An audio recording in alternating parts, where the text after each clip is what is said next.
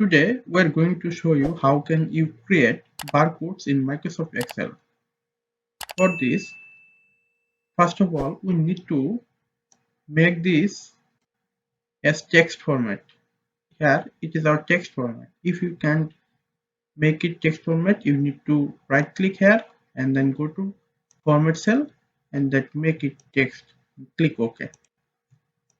Then you need to do some parentheses like enter equal, then quotation, then first bracket, then again quotation, then ampersand, then select this value, close ampersand, close quotation, close the bracket with a quotation. That's it. Click enter.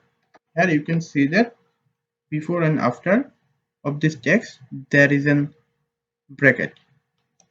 Drag it to the last cell. Then you just need to change the font. Here we have a font. What is ID automation? Click this and enter. Look, our product code has been converted into barcode. You can see the number in the below of this barcode.